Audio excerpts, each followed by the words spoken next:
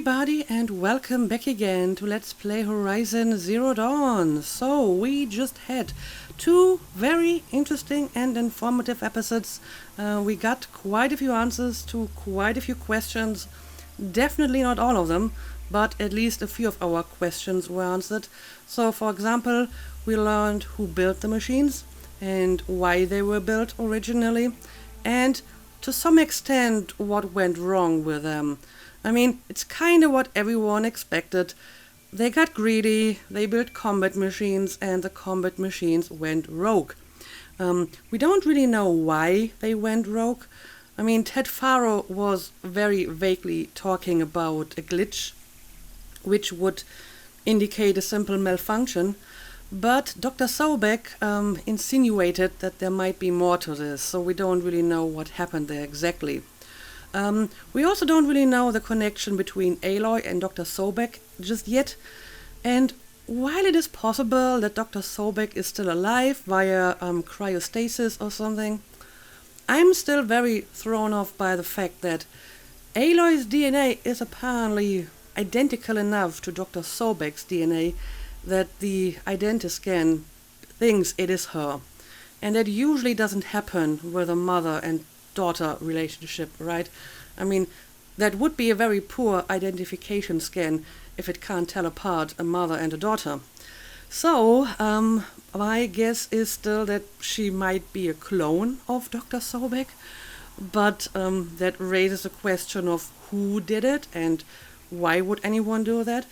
I mean, apparently Dr. Sobek was some kind of child prodigy, so maybe someone made a clone of her, hoping that the clone would be just as brilliant as her and could help solve a few problems, something like that. But again, it doesn't really answer why Aloy ended up with a Nora and not with whoever was responsible for, creating her or whatever. So yeah, still quite a few unanswered questions. Anyway, what I found interesting about all the information we got in the previous episode is it seems that one of the biggest mistakes that they made when creating these robots is that they made them too much like actual life. I mean, we have some criteria to determine whether something is alive, certain definitions. I think there are like 8 traditional criteria. I can't think of all of them from the top of my head. Some of them are very basic, and you might argue that they already apply to machines or robots we have in our current day. Like one of them is order, meaning the cells are, organized in an orderly fashion. I guess that would apply to a machine as well. I mean, we're not talking necessarily about intelligent life. This is just a very basic definition for life in general, whether it's a microbe or a human being. And then there's stuff like reaction to external stimuli. Again, I guess some machines can actually do that, even today. But then there's like stuff like metabolism. I mean, I guess you could argue that the way that machines use electricity to perform tasks is at least similar. But if they can actually consume biomatter, it's definitely a lot more similar to like a traditional metabolism as we understand it. And then obviously there's a big one, which is reproduction, another criteria for life. And that is something that machines traditionally can't do. So that's definitely a big step from, making machines more like actual life. And the interesting question would be if with reproduction may also come adaptation, because when life reproduces, there might be random mutations, and then via natural selection and evolution, life can change. So the interesting question would be whether the machines can also evolve. Now, I don't think they would do it in the same fashion as biological life, because as far as we can tell, it's not the machines individually that reproduce, it's done in the cauldrons. So presumably every machine is built from scratch according to the same blueprint. So even if there might be like small variations in the production whenever they create a machine, once that machine dies or is destroyed, they create a new one according to the same old blueprint. So they would always start at square zero with every machine, even if mutations such as it is would occur in the production. But I mean, conceivably, the machines might be able to identify challenges and then change the blueprints. It's not evolution in the same form as biological evolution, but I guess it would be some form of adaptation. So we don't know if they can do that. But if they meet that criteria as well, I would say they're as close to actual life as they can be. So that is fairly interesting. Anyway, as you can see, I am not where I left off last time. I have been playing a little bit off camera. So for once I have picked up some stuff in this area. I cleaned out a corrupted zone. I did pick up the vantage point over here. I can show it to you. That's actually like the skyscraper, the headquarters of Faro Automated Solution. So I guess we will listen to the audio excerpt if we can. No, there isn't apparently one that I can play. But like I said, I will be reading the entire text once I have completed all the sets, and then we can read the entire story continuously.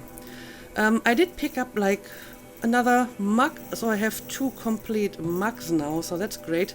Gotta turn them in at some point. And I did clean out the bandit camp over here, so I think I'm more or less done in this area. And then I've been thinking, okay, what do we want to do today? I actually don't have that many side missions. I have the one about Redmore. I have the one about the trials. Again, I guess I'm going to do this off camera. The DLC and the ancient armory, but I still need another power cell for that. And yeah, that's pretty much it. There's no other quest other than, well, the hunting grounds, and that's it. So I thought, how about we take care of another cauldron today, specifically this one. So I traveled to this campfire and I will make my way over to the cauldron. I may want to visit the hunting ground over here as well, just to see what this is all about, but for the most part I want to focus on the cauldron. So yeah, I will be heading out, and yeah, I guess I will visit the hunting ground first, and as always, I'll bring you back whenever I find something of interest.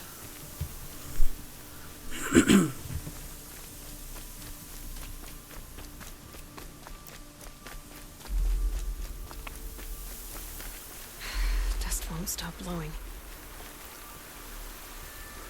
Alright, I found the hunting ground, but more importantly, I found a quest. Looks like this guy might need some help. Harcourt. Find help. Easy now. What's your name? What happened? Hackard. Find help for Pitchcliff. The Glindhawks keep attacking. They'll kill my brother. Everyone. Not if I have anything to say about it. Okay, so we have even more aggressive Glindhawks apparently. Death from the skies. Let's see. Where would that be? Okay, it's over here. Well, I will have a look at that, but not today. Let's instead continue towards the hunting ground, and let's unmark this one. Yeah, looks like the hunting ground is right over here, but we gotta go across the river first. And I suppose I will talk to, like, the keeper, just to find out what these trials are.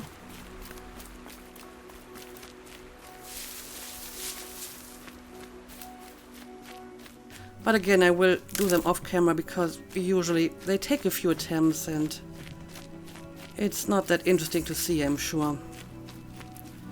Let's make a save. And let's talk to the guy.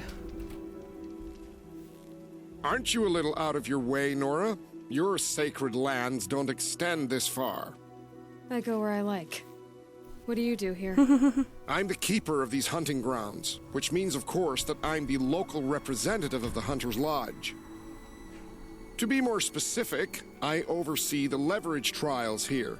Not that a vagabond Nora has any chance at passing them. You might be surprised. I doubt it. Yes, I've heard that before, and I was actually able to pass them anyway. So tell me more about yourself. So how'd you wind up here? I didn't wind up here. It's an honor. I don't expect you to get it, but I'm well regarded at the Hunter's Lodge back in Meridian. So much so that they sent you out here to pitch your tent in the wilds? Burn. Are you going to take part in a trial or stand here prattling at me? Well, he has no comeback for that, apparently. Yeah, tell me about the trials. Tell me about the trials. These hunting grounds offer the leverage trials. They focus on gaining an edge by leveraging machines against each other. You might, for instance, take a weapon from one machine and use it on another. Interesting. It's hard, but the firepower is often worth the risk. Okay, I see what you mean. I wonder if that dialogue is different than what the other people have been telling me. Tell me more about the Hunter's Lodge. It's a Karja tradition.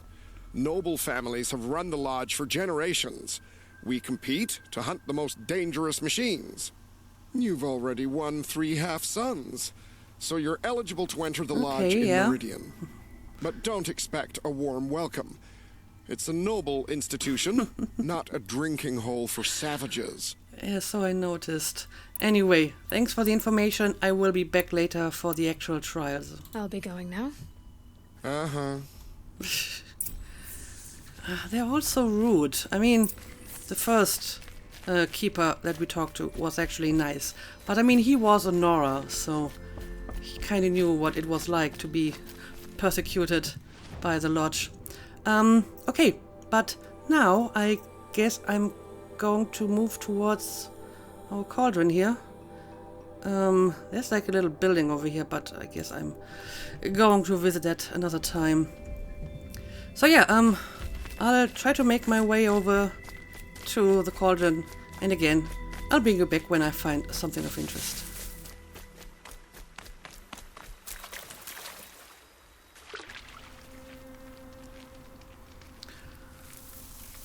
Alright, it looks like we found our cauldron. And there's like a watcher over here, okay. Cauldron Zeta, okay. This is Zeta. Oh, a stalker.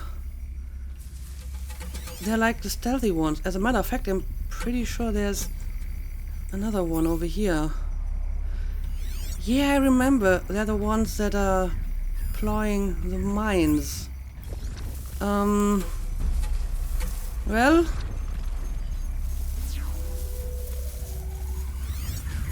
that's a bit of a problem. Oh, what the hell is going on? Oh no, did I like trigger the mine?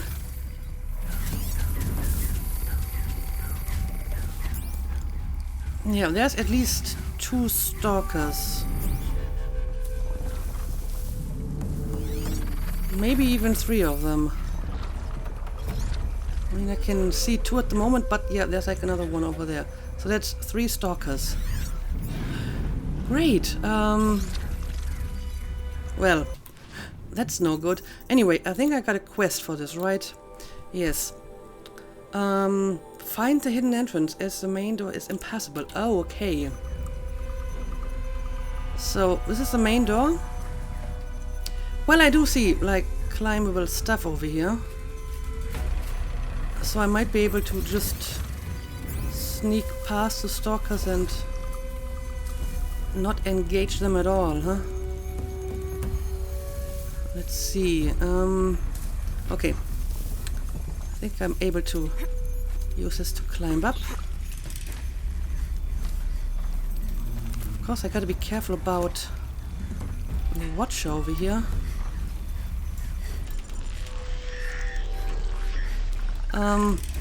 No, now he's walking away.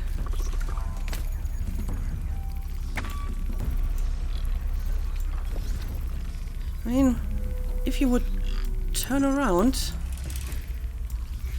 I could shoot you in the face. Okay, here we go.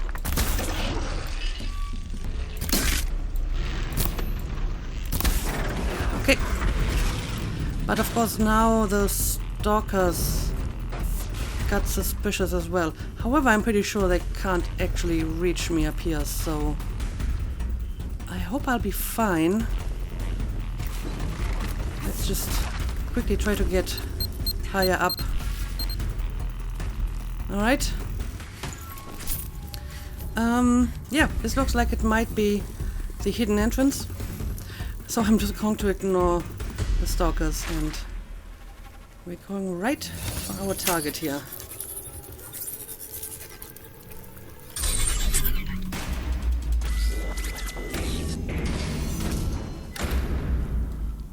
Alright. Yep, that's another cauldron. Can't see any machines at the moment. Go to the cauldron core. Right.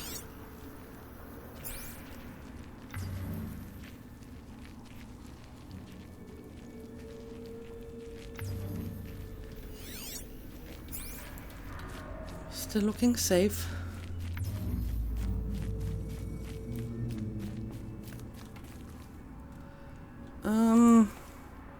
All right.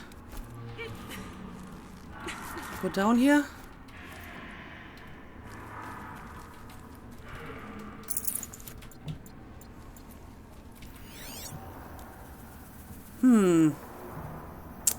Again, not seeing any machines.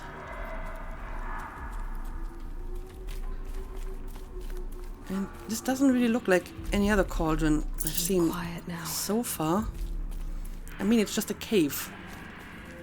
I mean, there are some mechanical structures over here, but we're not seeing like any production of machines.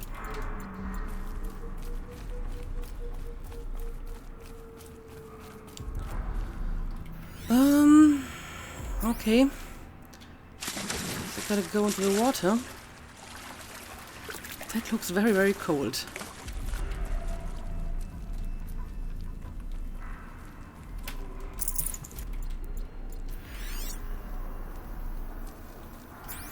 Still, no enemies.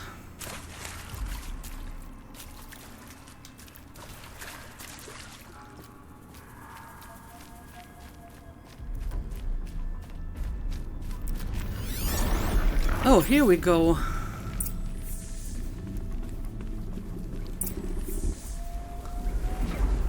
What is it? A thunderjaw. Oh dear. Oh dear. Okay, well, we do have some watches here as well. Guess I gotta take down the watches first and then we will fight another thunderjaw. That's great. First of all, let's make sure my ammo is filled up. Okay, now let's wait for the watchers to come back around. There we go.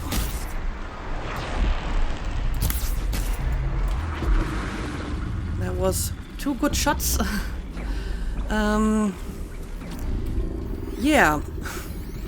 I guess that's all I can do. Let's go down.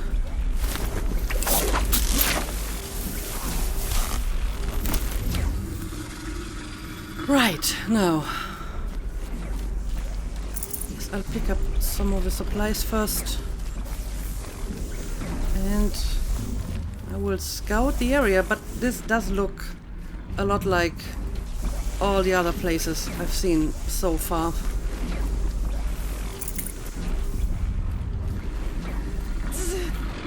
Oh! Apparently touching the force field is dangerous. Okay, thanks for letting me know.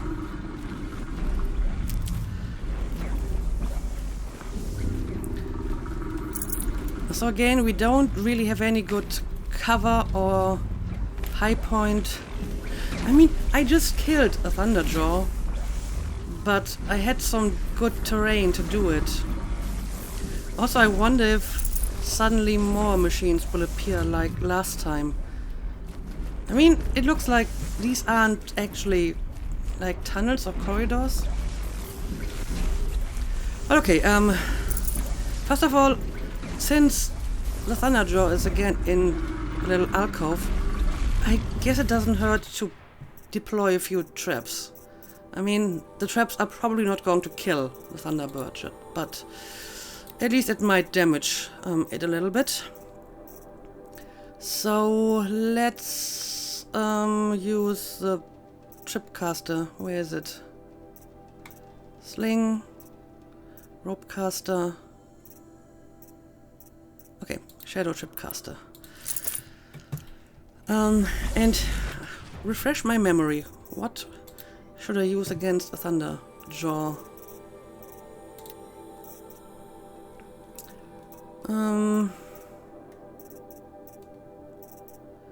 Well, not the shock traps, I guess. Fire and... Well, there are no freeze traps, but fire, I guess, would work. Okay, let's do it. And I guess I might want to use a few blast wires as well. Anyway, let's start by putting up a few of these. This is going to take a few minutes to put traps on all the different openings, so I'll bring you back once I'm done with that.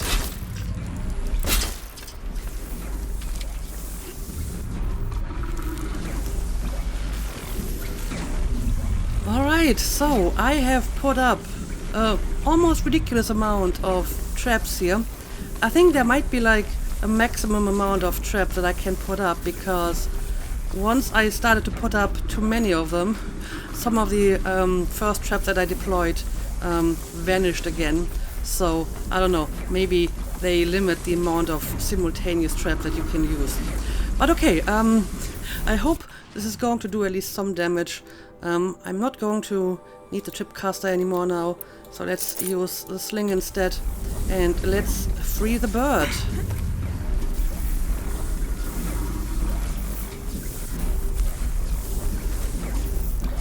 And I guess I'm going to use my tear arrow for this.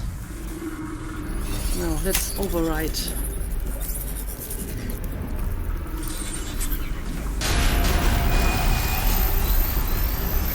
Alright, here we go.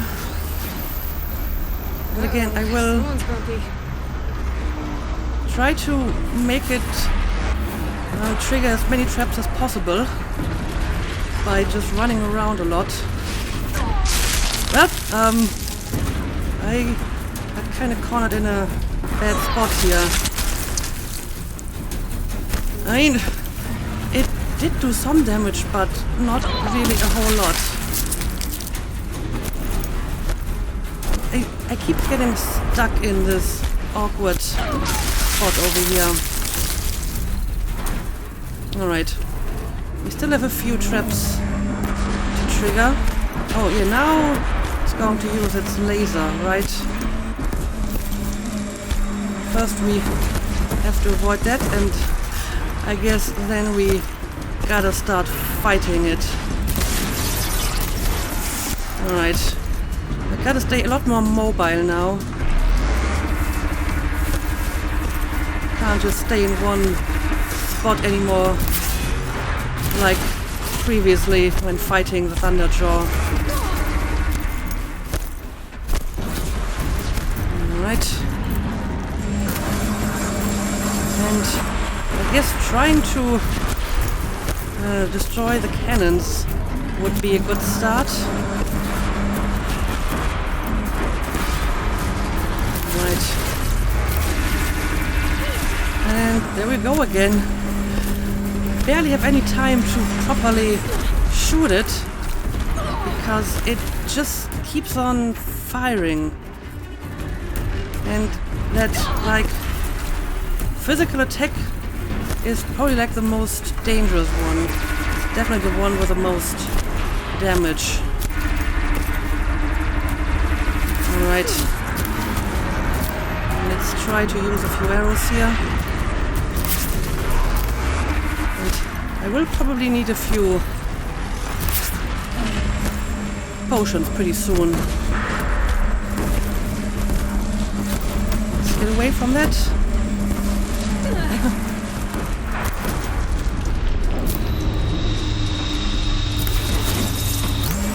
And here we go again.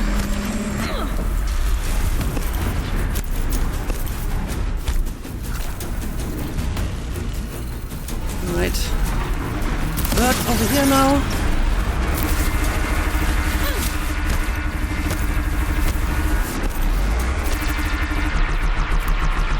Let's get away from the laser.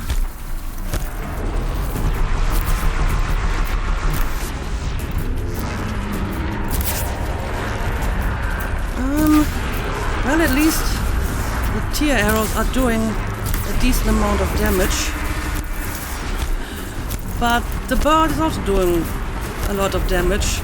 Okay, let's get away from that tail. I think it's using the tail for its melee attack. And that's no fun. Alright, now we have some opportunity to shoot its head again. Well, here we go. Here we go again. So let me highlight your weak parts a little bit.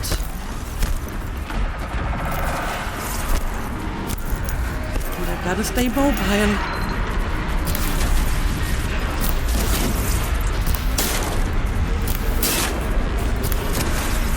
Right, I think we removed at least one of the cannons. Okay, here it comes again.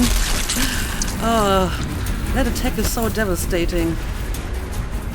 Go away! Go away! Alright, now let's continue.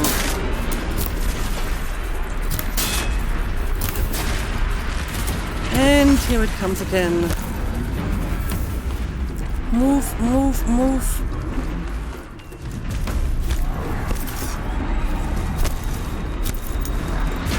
Oh no, oh no. Get away from that tail.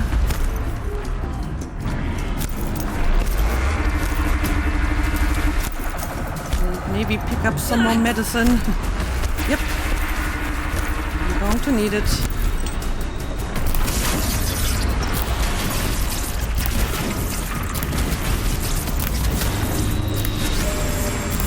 The good thing is that I'm actually doing some decent damage here.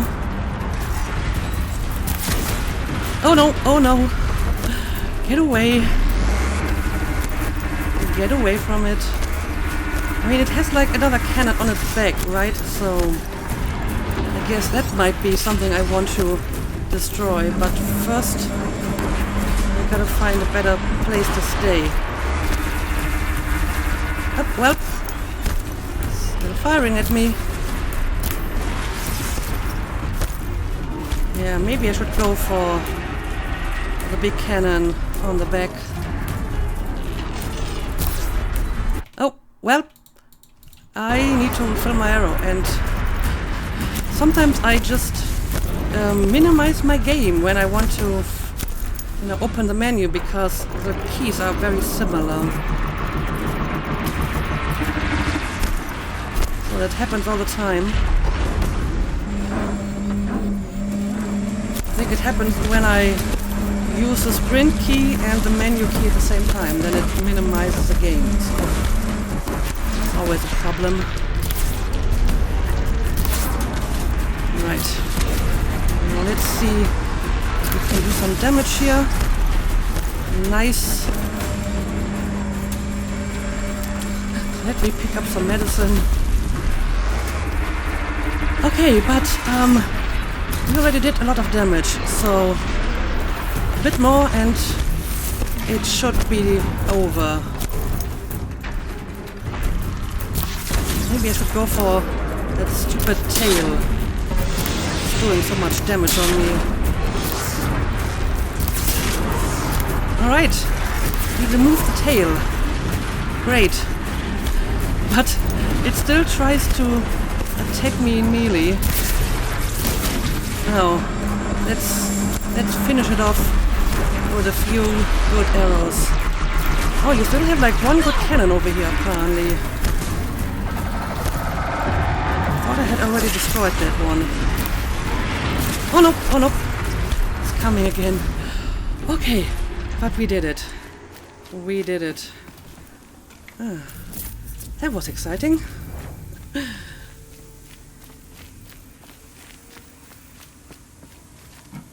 And yeah, the traps didn't really do as much damage as I would have hoped.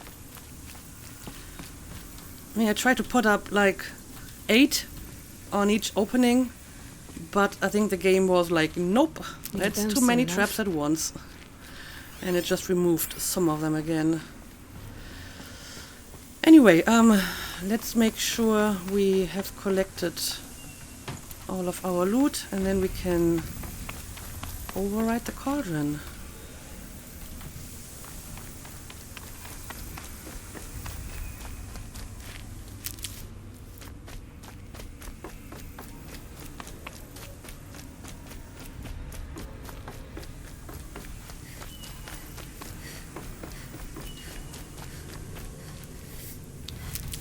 And I want to use all the medicine as well.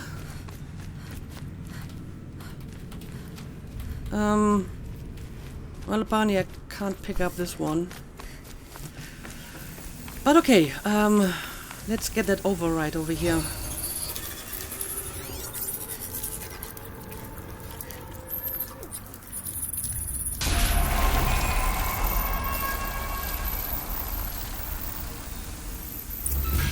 There we go.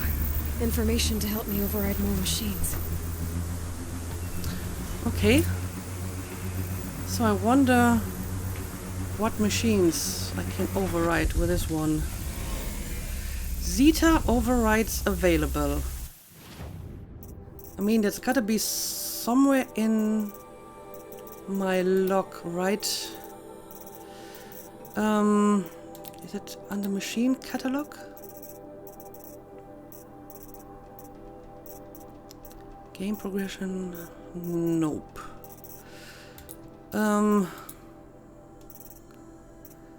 I thought there was a way for me to see what I can do with each override, but I can't find it at the moment. I mean, I can see here, so apparently I can override a rock breaker and a thunderjaw, obviously, and a stormbird. Override impossible, okay. Some of them can't be overridden. Corruptor can't be overridden. I still don't have the one for the Glinthawk, so that must be the final cauldron, which is all the way to the south. Okay, well, but I'm happy we finished this. Okay, now it actually shows me Rockbreaker, Thunderjaw, Stormbird. Oh great, and you're putting me right in front of these machines, really? I don't like that at all. But I mean, I don't actually have to go past them. I can just fast travel out of here. As a matter of fact, I would like to return to Meridian, because I mean I can turn in some of my mug collections. So maybe that's something we can do for the rest of this episode.